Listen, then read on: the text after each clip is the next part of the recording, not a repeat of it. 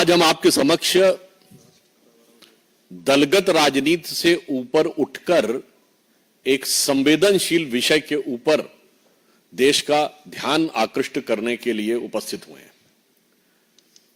आज देश के एक प्रमुख अंग्रेजी समाचार पत्र में देश के वरिष्ठ सेवानिवृत्त आईपीएस अधिकारी ने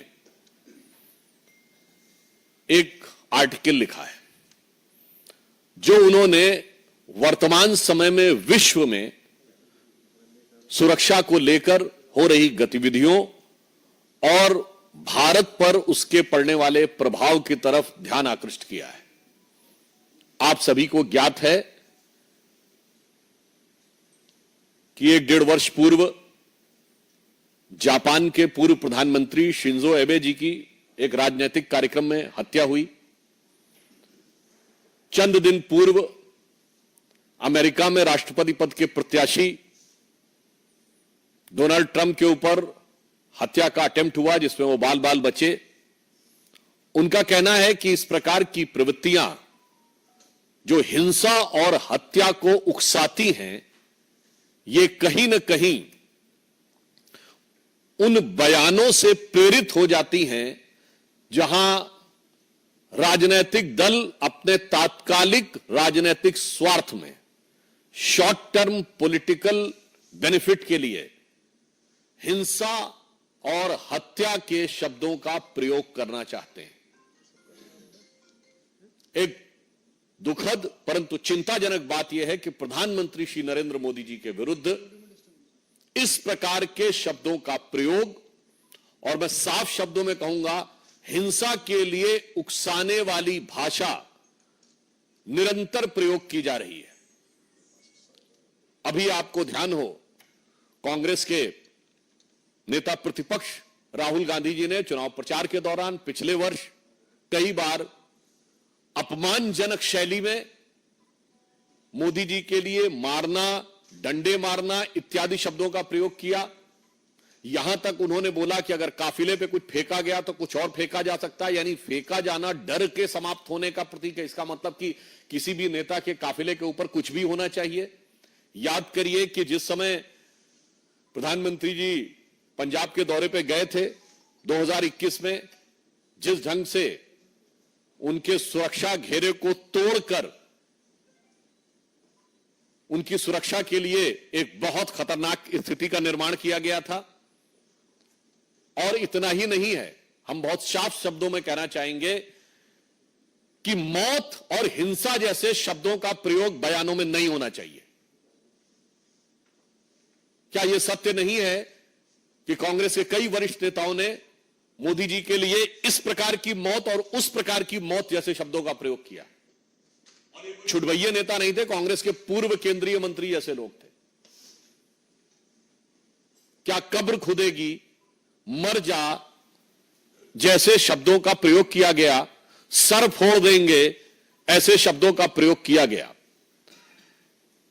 और यह बात सिर्फ आज की नहीं है, यह विगत लंबे समय से चली आ रही है। मोदी जी के लिए जिन लोगों ने बोटी बोटी काटने से शब्दों का प्रयोग किया, वो दूसरी पार्टी से लाकर आज कांग्रेस पार्टी के सांसद बन चुके हैं। और मैं ये भी बात दुख के साथ और गंभीरता के साथ कहना चाहूंगा, किसी नेता के लिए मौत के शब्द का प्रयोग सबसे पहले 2007 में सोनिया गांधी जी ने मौत के सौदागर शब्द के रूप में किया था। हमने कभी जब आपातकाल में संविधान की हत्या हो गई थी तब भी कभी श्रीमती इंदिरा गांधी जी की मौत की कामना या मौत जैसे शब्द का प्रयोग नहीं किया था। और मैं यह भी बताना चाहता हूं कि यह राजनीति राष्ट्रीय सुरक्षा के खिलवाड़ के साथ बहुत लंबे समय से होती आ रही है। मैं आप सबका ध्यान यह भी आकृष्ट करना चाहूंगा कि जब कांग्रेस सत्ता में थी तो भारत के ही नहीं दुनिया की इन्वेस्टिगेटिव हिस्ट्री का एक विचित्र उदाहरण है इशरत जहां केस, जहां उस समय तत्कालीन सरकार की 2 एजेंसीज, इंटेलिजेंस ब्यूरो और सीबीआई, दोनों ने कहा कि इशरत जहां टेररिस्ट है। जैसे ही पता चला कि उसका निशाना तत्कालीन गुजरात के मुख्यमंत्री और आज के हमारे प्रधानमंत्री श्री नरेंद्र मोदी जी थे, अचानक सीबीआई ने अपना हलफनामा बदल दिया और कहा टेररिस्ट नहीं है, वो तो मासूम है। भारत के इतिहास में कभी without any reason U turn लेने का कोई उदाहरण नहीं मौजूद था।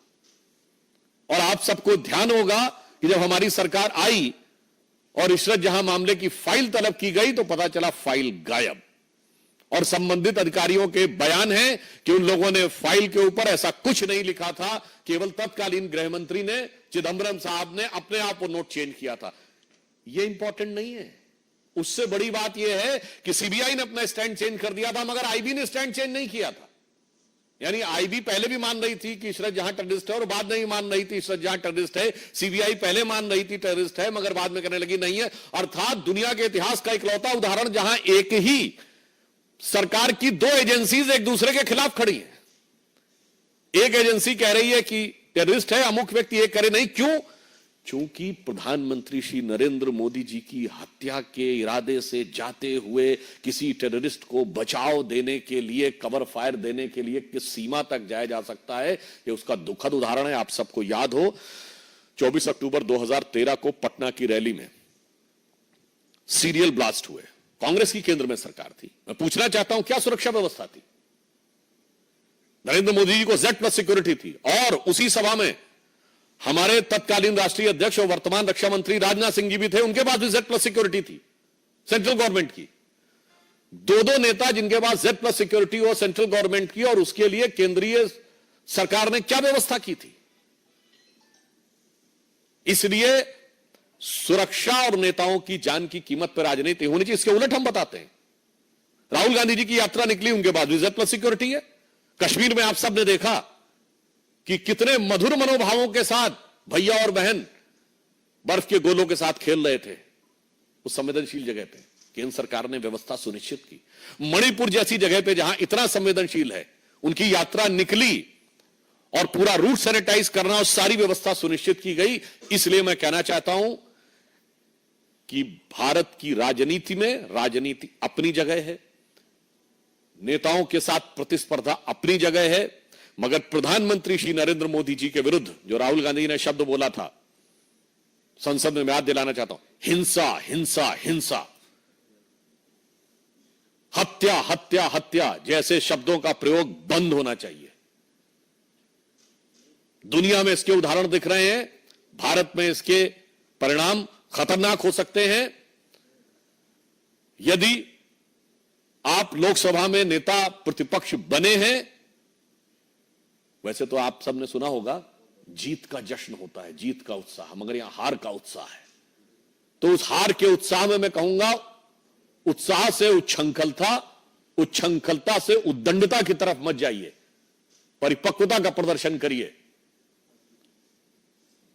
इसलिए मैं पुनः जहां से मैंने प्रारंभ किया था वहीं पे सभी राजनीतिक दलों से आग्रह करता हूं कि हिंसा और हत्या जैसे शब्दों का प्रयोग, किसी के प्रति आक्रमण, मारना, पीटना, कब्र खुदेगी जैसे शब्दों का प्रयोग बंद होना चाहिए। चूंकि याद रखना चाहिए कि लगेगी आग तो आएंगे घर सभी जद में, यहां पे सिर्फ हमारा मकान थोड़ी है।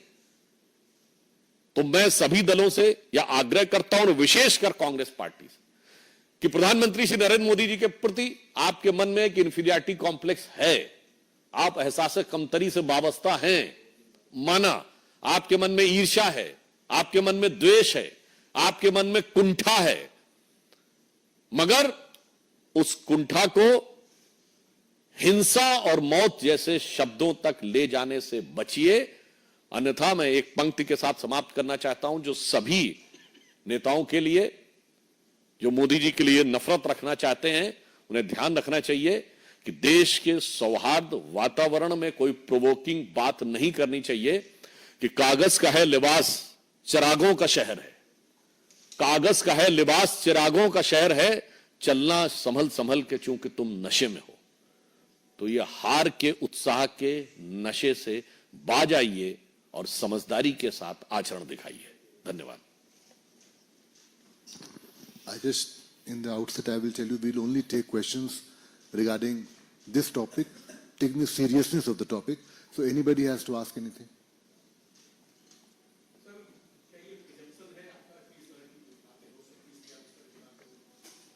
आप प्रिजम्पशन का विषय यह है कि जब आप इस प्रकार का वातावरण बोलते हैं, मैं पूछना चाहता हूं कि नफरत की दुकान में कौन कौन से जहर बुझे सामान है? ये मोहब्बत की दुकान में ही हत्या और हिंसा शब्द आ रहे हैं, आधा दर्जन हत्या रिलेटेड वर्ड हैं। इसलिए हम ये कहना चाहते हैं कि इस गंभीरता को समझें, और अगर कोई नेता इसको नहीं समझ रहा तो मैं समझता हूं कि वो भारत की राजनीति में नेतृत्व करने के योग्य नहीं है। रविंद्र भाई, आपने कहा कि इस पर सरकार प्रिवेंटिव और स्ट्रिक्ट एक्शन क्यों नहीं लेती कि पीएम जैसे संवैधानिक पद पर बैठे हुए व्यक्ति के खिलाफ हिंसा हत्या का कोई और भी इस्तेमाल न करे इसमें क्यों सरकार इस पर एक्शन नहीं लेती है, चाहे वो एलओपी हो या फिर दूसरे हो? देखिए, किसी भी विषय के दो पक्ष होते हैं, एक होता कानूनी पक्ष और एक नैतिक पक्ष, लीगल और मॉरल। हम ये कहना चाहते हैं लीगल स्टेप्स कितने भी आप ले लीजिए, मगर समाज में जो व्यवस्था चलती है वो मॉरल पैराडाइम के बेस के ऊपर चलती है। इसलिए राजनीतिक दलों का उत्तरदायित्व नैतिक आधार पर जवाब देना है। और विशेषकर ये तो जब आप बताते हैं कि इस देश में तो ऐसी घटनाएं पहले कई बार हो चुकी हैं, और वो लोग जब ये बात कहते हैं तो मुझे लगता है छोटी राजनीतिक स्वार्थ के लिए हिंसा को बढ़ावा देने वाली बातें मत करिए। हमास के समर्थन में रैली से लेके और बयानबाजी से लेके मैं एक वाक्य में कहना चाहूंगा, अभी तक आप अलगाववादियों और आतंकवादियों का समर्थन करते हुए नजर आते थे, अब अलगाववादियों और आतंकवादियों की भाषा प्रयोग करते नजर आ रहे हैं। तो बस आप समझ सकते हैं कि अगर कोई अलगाववादियों और आतंकवादियों की भाषा प्रयोग करने लगेगा तो देश के लिए कितना चुनौतीपूर्ण और खतरनाक है, इसके लिए हम आगाह करना चाहते हैं। सुधांशु जी, समाजवादी पार्टी के मुखिया और पूर्व मुख्यमंत्री अखिलेश यादव ने एक मानसून ऑफर दिया है और उन्होंने कहा कि 100 लाओ और सरकार बनाओ। जो यूपी में बीजेपी में चल रहा है उसको ध्यान में रखते हुए ऐसा ऑफर यानी कि जिसके लिए मैंने ट्वीट किया है वो लोग समझ रहे हैं किसके लिए किया है। वैसे हमारा विषय इस समय इसी विषय पे, फिर भी मैं आपको उत्तर दे देता हूं। मैं उनसे कहना चाहूंगा 100 लाओ नहीं, पहले अपना मूलधन बचाओ।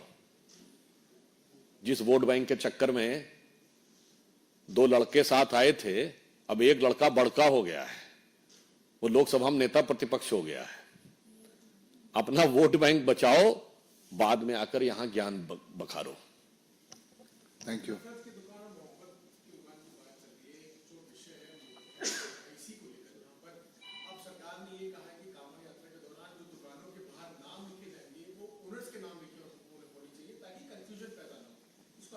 देखिए, ये एक प्रशासनिक विषय है, सुरक्षा और संवेदनशीलता का विषय भी हो सकता है। कहीं पर कोई ऐसी चीज सिक्योरिटी रिलेटेड होती है तो वो सरकार अपने, मगर मुझे एक बात नहीं समझ में आती है, ये पता नहीं क्यों हमारे विरोधी कोई भी विषय होता है वो नाम और पहचान छुपाने वालों के साथ क्यों खड़े हो जाते हैं। विषय कोई भी हो, मतलब वो आसाम से लेके केरल तक हो, वो विषय सुरक्षा से लेके केरल हाई कोर्ट के द्वारा यूज किए गए और वीएस अच्युतानंदन के द्वारा यूज किए गए लव जिहाद का हो, मगर पहचान छुपाने वालों के लिए इतने अरमान दिल में क्यों छुपे रहते हैं। Thank you.